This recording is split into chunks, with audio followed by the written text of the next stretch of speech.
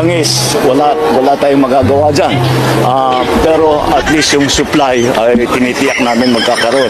So kahit na may stock tayo, patuloy ang maghanap ng Pilipinas dahil kumukuha talaga tayo sa Middle East. So naghahanap tayo ng alternative sources ng langis. And so sa halimbawa sa fertilizer, yun na petroleum product na yun, hindi problema yun dahil yung pinagkukuhanan natin na kapag nangako naman sa atin, itutuloy nila yung kanilang mga kontrata.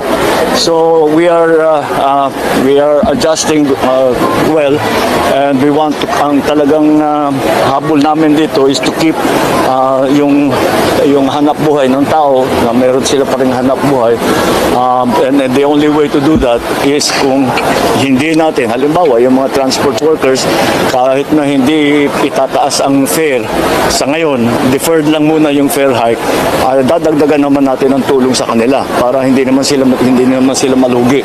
Lalong-lalo na parating ang Holy Week, marami nang alam naman natin, napakaraming babiyahe para hindi mabawasan ang biyahe. So lahat ng ating mga pamilya ay makakapag-celebrate ng Holy Week na kasama ang kanilang mahal sa buhay.